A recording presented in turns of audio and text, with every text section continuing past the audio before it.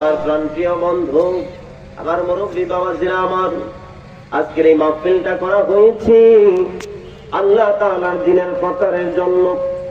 দয়াল নবীজি দ্বীনের প্রচারের জন্য, দ্বীনের জন্য হাত পেতেছিলেন।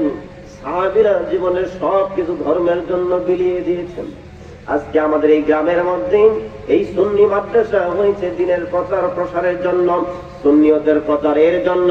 এখান থেকে আলেম বের হবে, এখান থেকে হক্কানি আলেম বের হবে।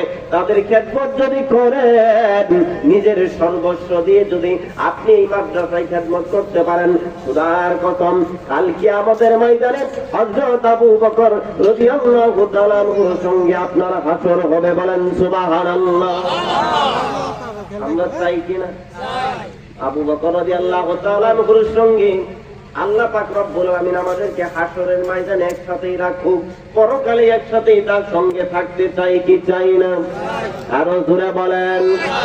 আল্লাহ পাক রব্বুল আলামিন যদি আমাদেরকে তার সঙ্গে রাখেন, আমাদের ভাগ্য ভালো না খারাপ? জোরে বলেন। আবু বকর রাদিয়াল্লাহু তাআলা আনহুর মতো আজকের এই সুন্নি মাদ্রাসার জন্য মাত্র একজন ব্যক্তি দাঁড়িয়ে যান, যিনি মাত্র 10,000 টাকা মাদ্রাসার জন্য দিবেন। কেউ আছেন? 10,000 টাকা, 10,000 টাকা দেওয়ার মতো।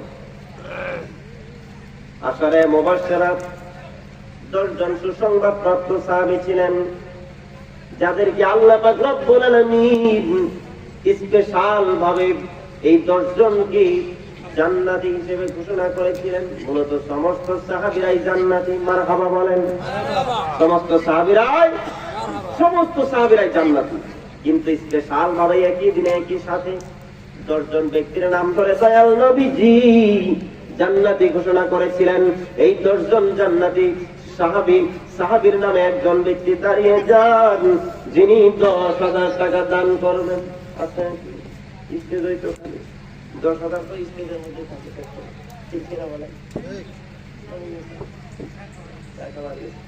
আল্লাহ পাক রব্বুল আলামিন আমাদের মধ্য থেকে মাত্র পাক পাঞ্জাতনের নামে 5,000 করে টাকা, 5,000 করে টাকা দেওয়ার তৌফিক দান করুন। আমরা সবাই বলি আমিন।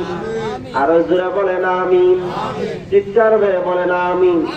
আছেন 5,000 টাকা করে দেওয়ার মতো কেউ আছেন? মাত্র 5,000 টাকা পাক পাঞ্জাতনের নামে। মা বোনেরা তারা ইসলামের জন্য অনেক বেশি দান করেছেন। মারহাবা বলেন। আরো জোরে বলেন মারহাবা। ওই যে দেখেন আবু বকর রাদিয়াল্লাহু তাআলা আনহু